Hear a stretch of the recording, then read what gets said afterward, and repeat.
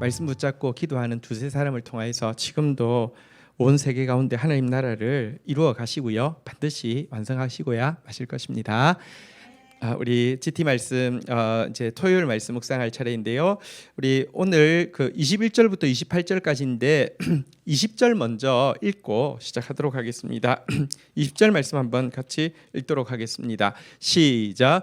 그는 죄를 먹고 허탄한 마음에 미혹되어 자기의 영혼을 구원하지 못하며 나의 오른손에 거짓 것이 있지 아니하냐 하지도 못하느니라. 어리석은 자, 우상을 숭배하는 자.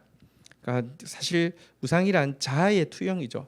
나를 숭배하는 사람, 교만해서 나를 숭배하고요. 내가 제일 원하는 거, 물질, 권력, 쾌락, 세상 사람들이 다 원하는 것이잖아요, 그죠? 그거 추구하는 사람에 대해서 이렇게 이야기합니다. 한번 따라하겠습니다. 죄를 먹고. 죄를 먹는다는 것은요, 성경에 이제 죄를 먹고라는 표현하고 좀 제일 비슷한 게 한번 따라하겠습니다. 바람을 먹고. 여러분, 죄 먹어서 배부르지 않고요. 바람 먹어도 아무것도 안 먹은 거잖아요, 그죠? 그러니까 헛된 거 먹기 위해 산다.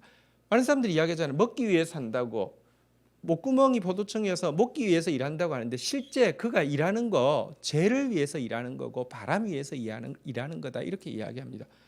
우상 숭배자들 막 돈을 가지기 위해서 막 명예를 가지기 위해서 권력을 가지기 위해서 미친 듯이 일하지만 결론은요, 그거 이루어지고 나서 바람 먹는 것과 같아서 아무것도 남지 않는다는 것입니다.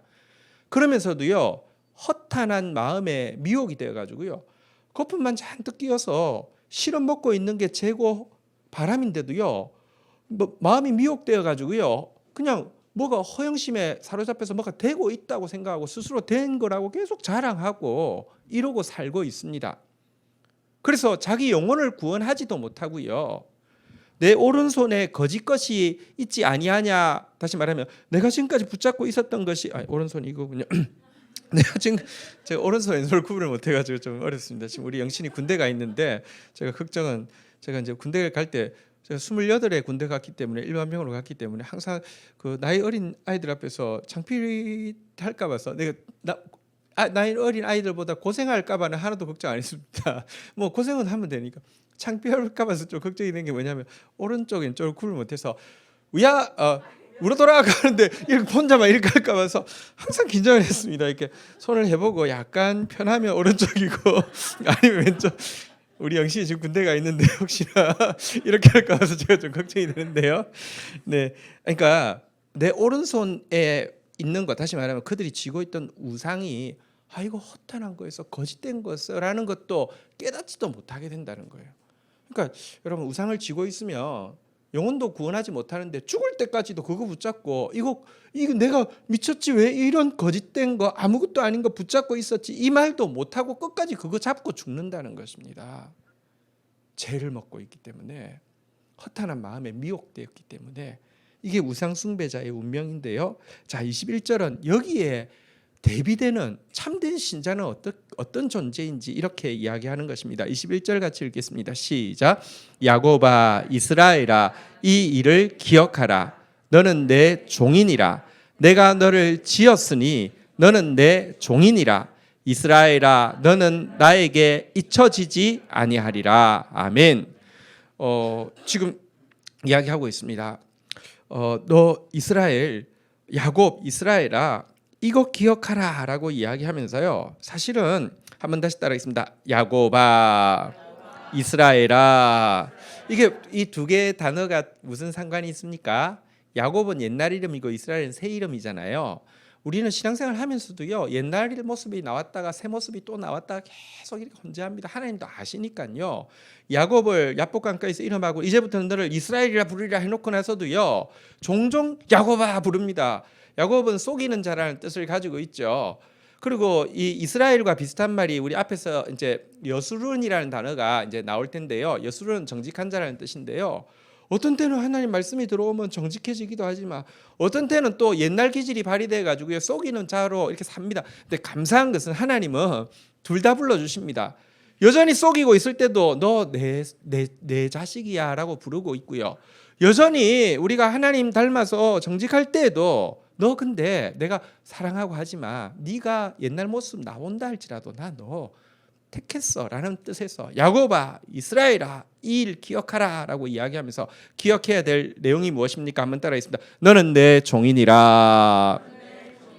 내가 너를 지었으니 한번 다시 따라하겠습니다. 너는 내 종이니라. 우리 옆에 사람 격려합시다. 당신은 하나님의 종입니다. 하나님이 우리를 종으로, 당신의 종으로 지었습니다. 당신의 종으로 지었다는 것은 하나님을 섬기게 하기 위해서 지었다는 것입니다.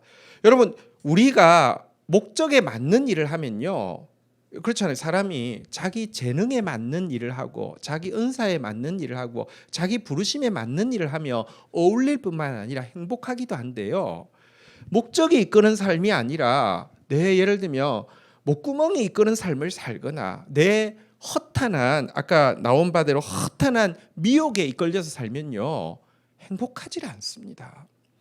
우리를 하나님이 너는 내 종이라고 하면서 우리를 지어주셨기 때문에 하나님 섬기고 있을 때만 우리는 행복한 존재입니다.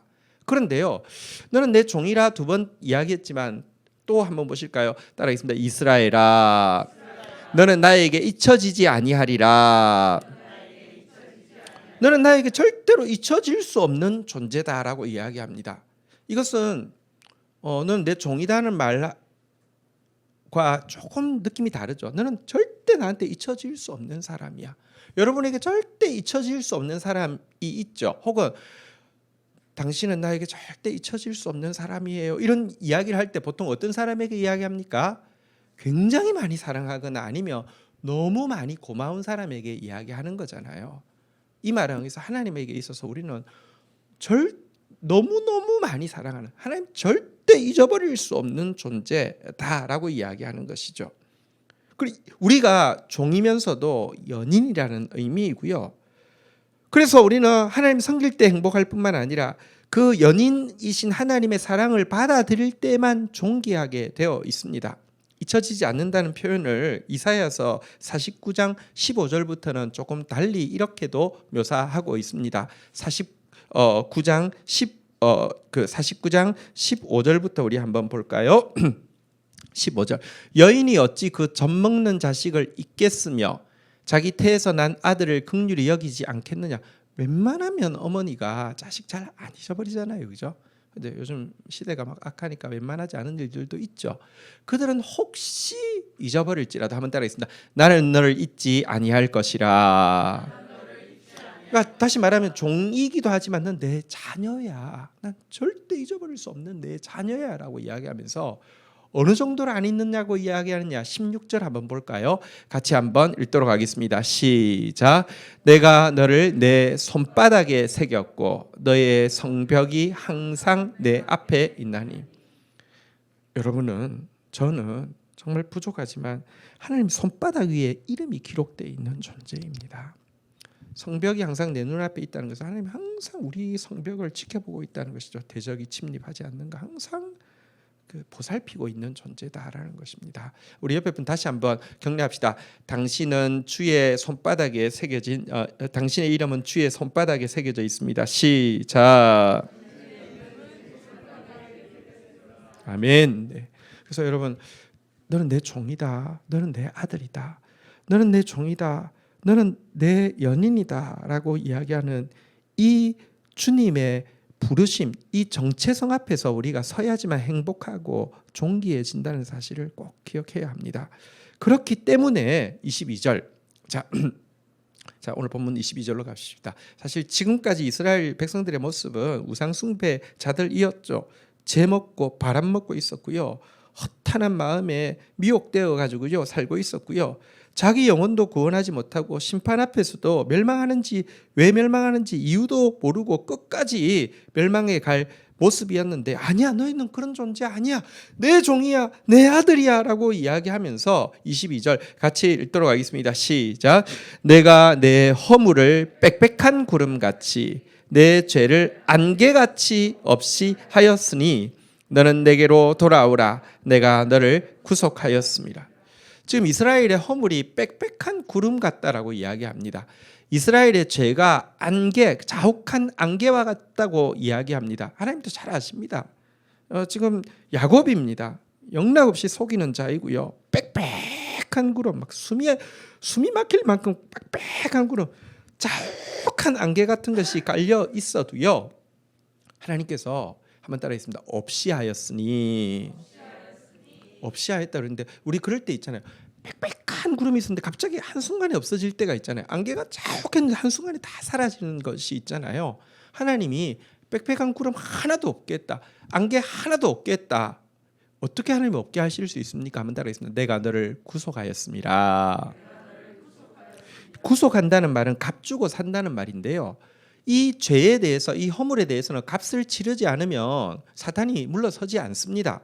근데 하나님께서 값을 치렀는데요, 얼마나 확실하게 값을 치렀느냐고 하면, 여러분 2배나 값을 치렀기 때문에 사단이요, 그 돈 받고는요 꽁무니를 뺀다는 뜻입니다. 성경에 보면 우리 이사야서 40장 시작할 때마다 너가 배나 너의 죄로 말미암아 벌을 받았느니라 그랬는데, 우리 행한 죄에 배나 벌을 받았어요? 아니요, 반도 안 받았어요. 근데 하나님께서 우리 죄를 구속하기 위해서 값주고 사시기 위해서 자기 아들을 희생시키는데, 그거는 2배 이상이잖아요. 이것 받고는요 사단이요 우리 앞에서요 그냥 꽁무니를 빼는 것입니다. 그 장발장 보면 되게 시사하는 바가 되게 큰데요, 여러분 그 이제 코제트를 장발장이 테나르디에라는 그 못된 그 여인숙 주인한테 값 주고 사잖아요, 그죠? 근데 그때 이 사람들이 요구한 돈이 얘 키우느라고 얼마 들었고 하면서 요구한 돈이 그 이제 프랑스 돈으로 이제 나오는데, 그게요 지금 돈으로 환산을 해보니까 대략 1억 정도예요. 그러니까 엄청나게 요구했어요. 근데 요구하는 대로 줬어요.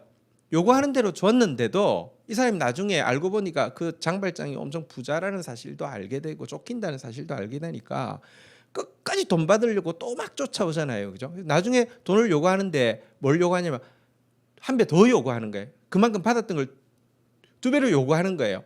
근데 여러분 성경에는요 이 테나르디에도 처음에 말도 안 되게 1억을 요구하는데 2억을 줬다고 하며, 이거 이제 다시 만나서 장발장이 나 그때 내가 헷가닥에서 돈 줬는데 물어내라고 할까 봐서 꽁무니를 빼고 아예 안 나올 거 아닙니까? 물론 이제 그건 소설이니까 테나르디에는 존재하지 않습니다. 근데 딱 그 2배를 요구했던 것이, 사실은 하나님께서는요 사단이 우리 죄값에 대해서 더 이상 요구할 수 없도록 아예 배나 그냥 줘버리잖아요. 여러분 그 호세아서에 보면 고멜이 매음굴에 빠졌습니다. 근데 고멜 값을 치르는데요 보면, 당시 그 이렇게 매음굴에 빠져 있는 여인을 그 여종을 하나 빼내는 돈 액수가 정해져 있습니다. 그것은 왜냐하면 출애굽기 이런 데 보면 이렇게 그 종을 이제 살 때 얼마 이런 게 정해져 있단 말이에요. 근데 호세아, 가난한 신학생인 호세아가요 고멜을 사는데 얼마를 줬냐고 하면요 그 값에 딱 2배를 주고 사거든요. 근데 아마 제가 보니까 그 성경 자세히 보면 재미가 있습니다. 그러니까 그 돈 예를 들면 15세겔, 지금 정확하게 기억이 안 납니다. 15세겔이 아마 그 여종의 몸값인데요. 15세겔에다가 곡식을 15세겔어치를 해가지고 사거든요. 이 말은 가난한 신학생이요 돈은 현금은 15세겔을 모았는데 나머지는 현금을 모을 방법이 전혀 없어서 이렇게 그 곡식과 이런 것까지 포함해 가지고 가서 샀다는 이런 뜻입니다. 어쨌든 있는 거 없는 거 다 주고 샀다는 것이죠. 그러니까 여러분 우리 죄가 만만치 않습니다. 우리 허물도 만만치 않습니다. 그러나 빽빽한 구름 같고 자욱한 안개 같아도 너는 내 종이고 너는 잊혀지지 않는 내 아들이기 때문에 내가 너를 값주고 사는데 한순간에 없어지고 다시는 찾아와서 클레임 걸지 못하도록 내가 2배나 값주고 너를 구속했으니까 한번 따라하겠습니다. 너는 내게로 돌아오라. 정신 차리고 돌아오라고. 나를 섬기는 자리로 돌아오라고. 내게 사랑받는 자리로 돌아오라고. 너의 원래의 사명, 나 섬기다가 나 닮고 나 사랑받다가 나 닮아서 나의 영광을 드러내는 그 자리로 하나님의 영화와 존귀를 관시는 그 자리로 돌아오라고 초청하고 있는 내용인 것입니다. 이렇게 초청하시고는요 23절 한번 보도록 하겠습니다. 이들이 돌아올 때에 대해서 환영식에 대한 내용입니다. 23절 같이 읽겠습니다. 시작. 여호와께서 이 일을 행하셨으니 하늘아 노래할지어다. 땅의 깊은 곳들아 높이 부를지어다. 산들아 숲과 그 가운데 모든 나무들아 소리내어 노래할지어다. 여호와께서 야곱을 구속하셨으니 이스라엘 중에 자기 영광을 나타내실 것이미로다.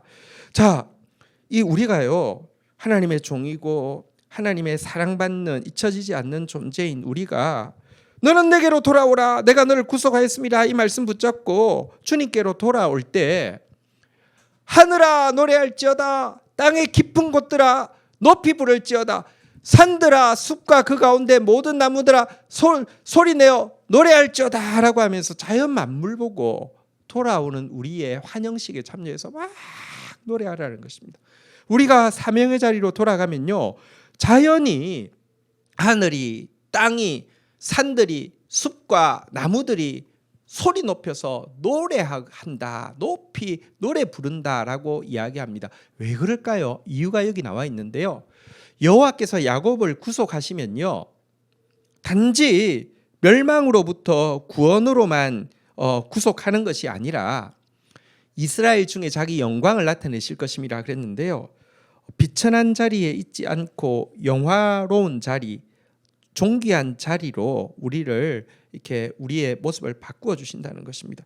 여러분 자꾸 이렇게 착각하면 안 됩니다. 더러운 죄인인데 그래 내가 용서했어. 그러니까 그냥 이제 내가 용서했어. 용서받고 지옥 갈 사람들이 그냥 천국은 가는데 여전히 나는 더러운 죄인이었어. 나는 정말 무능하고 아무것도 할 수 없는 죄인이야. 이 고백으로 천국 가게 하기를 원치 않습니다. 하나님은 우리를요 멸망에서 구원으로 인도하실 뿐만 아니라 죄로 말미암아 비천해져 있던 우리를 하나님 닮은 영화로운 모습으로 바꾸어 주기를 원한다는 것입니다. 근데 우리가 영광을 되찾을 때 왜 하늘이 그렇게 노래할까요? 땅이 왜 그렇게 높이 부를까요? 산들이 숲들이 왜 소리를 막 지르면서 할렐루야를 할까요? 이유가 있습니다. 우리가 영광을 회복해야지만 자연 만물도 영광을 회복하고 온전한 구원에 이를 수 있기 때문에 그렇습니다. 로마서 8장 19절부터는 이 사실을 잘 보여주고 있어요. 로마서 8장 19절 한번 볼까요? 피조물이 고대하는 바는 그러니까 하늘이 땅이 산과 나무들이 목매어서 기다리는 바가 있습니다. 한번 따라하겠습니다. 하나님의 아들들이 나타나는 것이니 하나님의 딸들이 나타나는 것이니 하나님의 아들이요 딸인 우리가 하나님의 아들답게 하나님의 딸답게 회복되어지는 거 소명의 자리에 하나님 우리를 부르신 자리에 서 있게 되는 것이 우리 금동이가 목을 메고 기다리는 겁니다. 항상 저를 바라보면서 권 목사님 언제 진짜 하나님 아들다운 분 되실 거예요? 이렇게 하면서 저는 자꾸 저를 바라보고 있잖아요. 목 메어서 기다리는 게 하나님의 아들들로서 나타나는 것이라는 것입니다. 이유가 무엇입니까? 20절 한번 보십시오. 피조물이 금동이가 허무한데 굴복하는 것은 자기 뜻이 아니요 오직 굴복하게 하시는 이로 말미암음이라. 여기 굴복하게 하는 이는 누구냐고 하면 저를 이야기합니다. 사람을 이야기합니다. 하나님은 사람을 만드셔서 우리의 주인이시지만 사람에게 모든 피조물의 이름을 짓게 하신 것은요 사람을 통치할 권한을 하나님이 사람에게 이렇게 피조물을 통치할 권한을 사람에게 주셨습니다. 이런 우리가 타락하고 나니까요 우리가 허무한데 굴복하고 나니까 금동이도 하늘도 땅도 산과 나무도 들짐승도 전부 다 거기에 마저 못해 굴복할 수밖에 없다는 것입니다. 망가지게 되고요, 일그러지게 되고요, 타락하게 되고요, 병들게 되고요, 신음하게 되고요, 죽게 된다는 것입니다. 그런데 이들이 언제 회복되어질 수 있습니까? 21절부터 보십시오. 그 바라는 것은 금동이가 하나의 소원이 있습니다. 피조물도 썩어짐의 종로를 타는 데서 해방되어 썩고 죽고 하는 데서 병들고 하는 데서 해방되어 하나님의 자녀의 영광의 자유에 이르는 것이라. 비록 금동이가 하나님의 자녀는 아니지만 하나님의 자녀들의 그 영광, 그 자유에 나도 참여하기를 원한다는 것입니다. 근데 어떻게 하면 이 하나님의 자녀들의 영광에 자유에 참여할 수 있다고요? 한번 따라하겠습니다. 하나님의 아들들이 나타나는 것이니, 우리가 하나님의 아들답게 회복되어지면 여러분 피조물들도 하나님의 아들들의 영광의 자유에 이르게 됩니다. 제가 항상 가끔 금동이한테 이렇게 환기를 시킵니다. 네가 나중에 천국 가서 다음이라는 강아지를 만나며 정말 절을 하고 정말 고맙습니다, 감사합니다 인사해야 된다고 항상 제가 가르쳐 줍니다.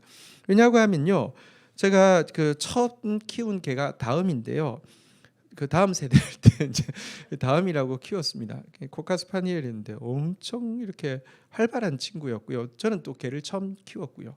근데 제가요 아직까지 그때 좀 뭐랄까, 사람들한테는 항상 이렇게 뭐랄까요, 뭐 무조건 양보하고 무조건 희생하고 막 이렇게 하지만 내 안에서 진짜 회복과 자유 이런 것들을 못 누리고 있었습니다. 그러니까 나만 왜 이래야 돼, 나만 왜 이래야 돼 하지만 모두 다 양보하고 모두 희생하고 하는데요.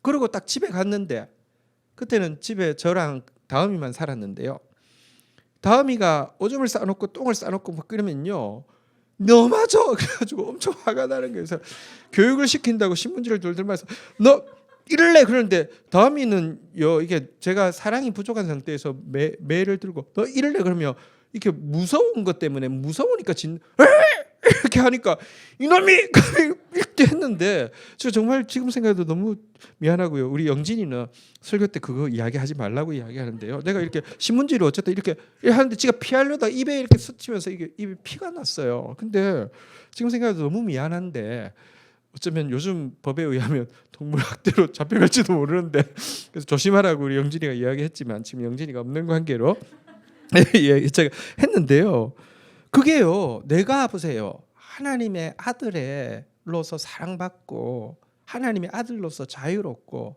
내가 예를 들면 내가 자유롭고 사랑받는 상태에서 섬기는 것은요, 강요된 희생이 아니라 예수님처럼 기쁨으로 섬긴 것은 절대로 억울하지 않습니다.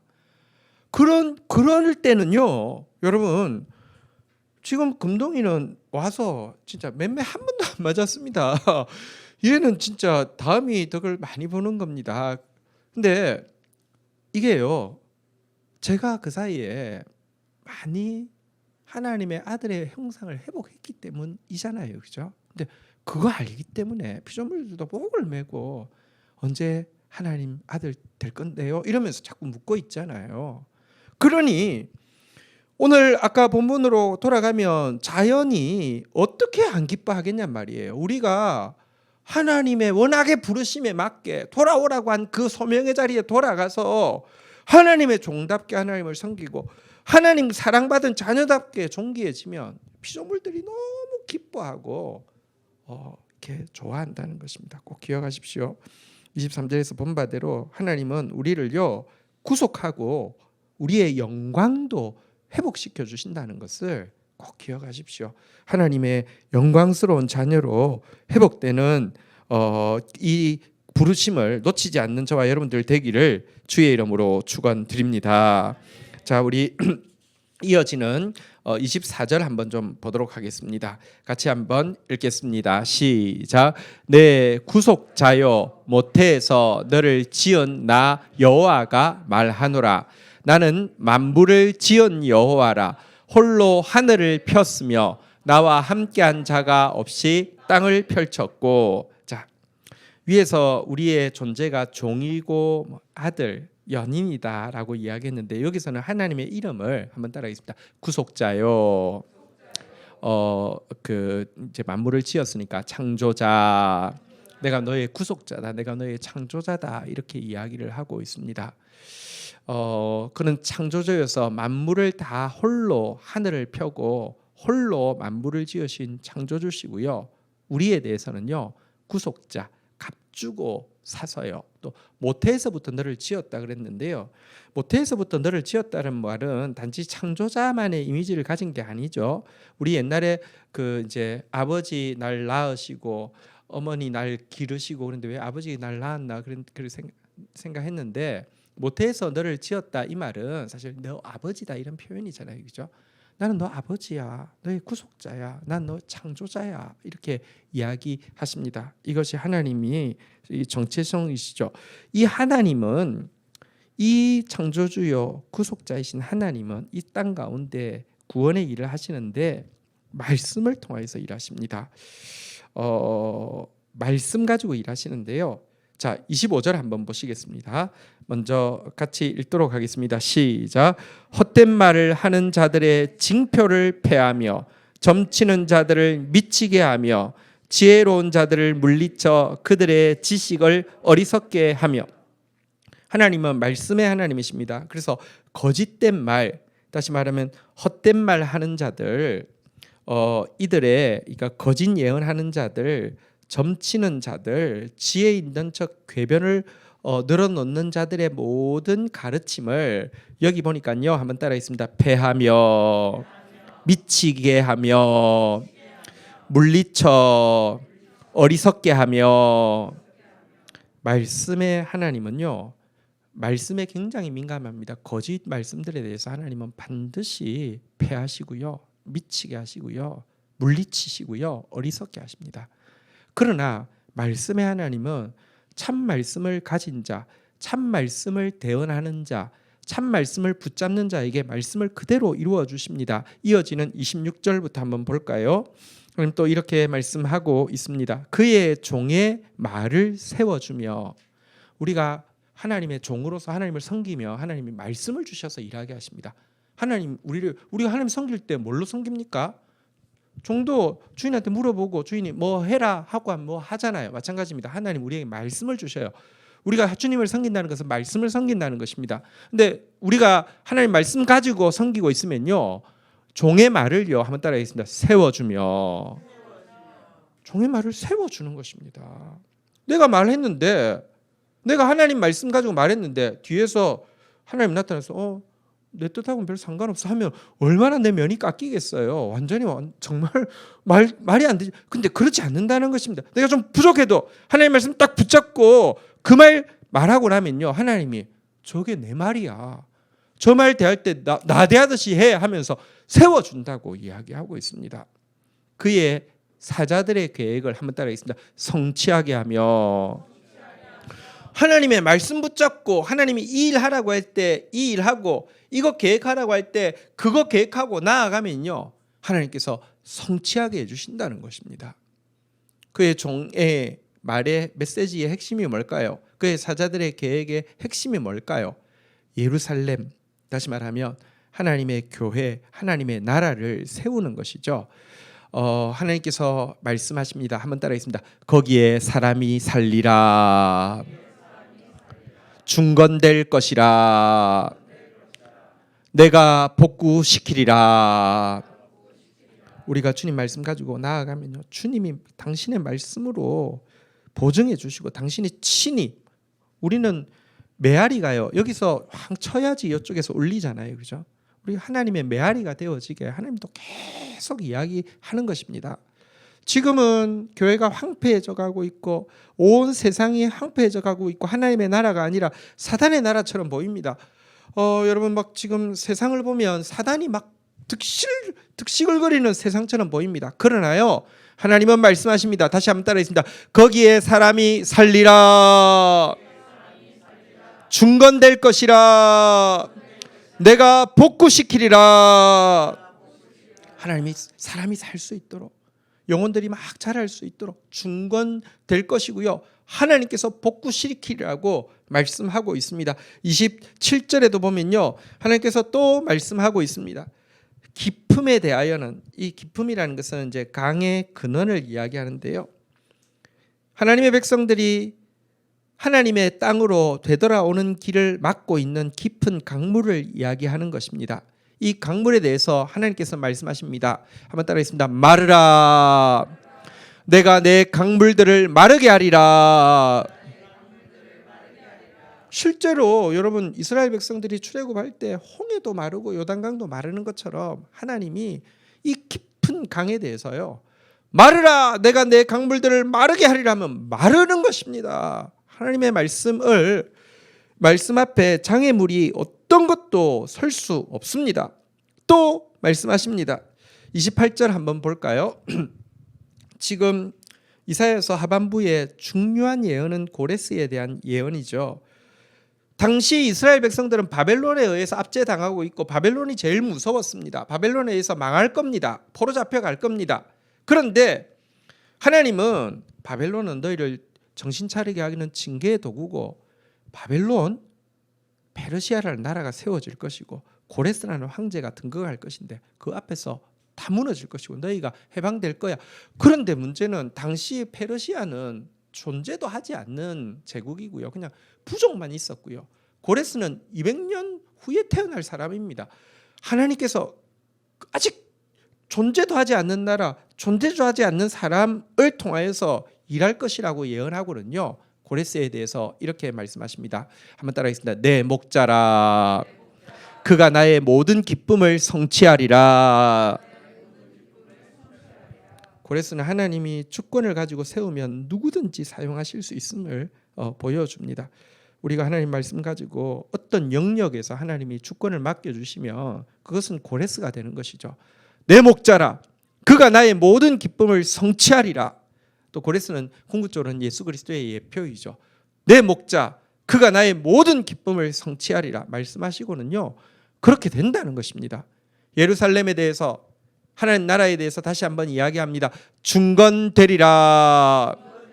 내 기초가 놓여지리라. 이 말씀들이 하나도 빠짐없이 실제가 되는 것, 이것이 기독교입니다. 여러분 수년 내에 주의 일을 부흥케 하옵소서 시기온옷 가장 빠른 템포의 노래에서 처음 이제 이야기했던 내용이 주의 일을 부흥케 하옵소서라고 하는 내용이었는데 부흥이라는 단어의 원어가 하야고요. 하야라는 뜻은 빛이 있으라 하니 그대로 되니라. 이 그대로 되니라가 하야거든요. 원어로. 그러니까 말씀하신 것이 그대로 되는 게 기독교고요. 말씀하신 것이 그대로 되는 게 부흥입니다. 주는 주의 일을 이 수년 내에 부흥케 하옵소서 말씀하신 대로 이루시옵소서라고 기도하고 있는 내용인데요. 사실 힘주어야 할 것은 하나님이 말씀해놓고 이루지 않을까 봐서 말씀하신 거 좀 제발 정신 차리시고 이루십시오. 이거 기도 안 해도 됩니다. 무조건 이루십니다. 단지 우리가 너는 나의 종이라 내가 너를 구속하였으니 너는 내게로 돌아오라고 할 때 돌아가서 우리의 사명의 자리에 서서 너는 내 종이라 했으니 주님 섬기고요. 너는 나에게 잊혀지지 아니하리라 했으니 주님의 사랑을 받아들이고요. 2배나 값주고 사셔서 우리를 주님 앞에 부르셨으니 그 사명자답게 살기만 하면 주님의 말씀은 반드시 이루어질 것입니다. 다시 한번 따라 하도록 하겠습니다. 주님께서 주시는 말씀입니다. 거기에 사람이 살리라. 중건될 것이라 내가 복구시키리라. 마르라 내가 내 강물들을 마르게 하리라. 내 목자라 그가 나의 모든 기쁨을 성취하리라. 중건되리라 내 기초가 놓여지리라. 하나님께서 지금 저희들에게 주신 말씀, 약속들 반드시 하야 그대로 이루어질 것입니다. 수년 내에 부흥케 하실 것입니다. 이 말씀 붙잡고 이 영광을 붙잡고 말씀을 붙잡아야 사람이 영광스러워집니다. 무엇 먹고 마실까 입을까만 생각하고 살면요 점점 비천해집니다. 그러나 존귀한 하나님 말씀 딱 붙잡고 살면요 영광스러워집니다. 그게 여러분의 사명의 자리입니다. 사명의 자리 잊어버리면요 자꾸 여러분 쇠하고 지치고 낙담하게 되고요. 사명 붙잡으면요 걸어가도 피곤치 않고 달려가도 곤백치 않고 독수리처럼 올라갈 수 있는 것입니다. 말씀 붙잡고 정말 기도가 필요한 때 함께 기도로 싸우고 나가는 저와 여러분들 되기를 주의 이름으로 축복합니다. 우리 함께 찬양하면서 이 가사의 내용으로 된 찬양이 하나 있긴 있는데 좀 옛날 찬양입니다. 그래도 우리 같이 가사 묵상하면서 한번 찬양했으면 좋겠습니다.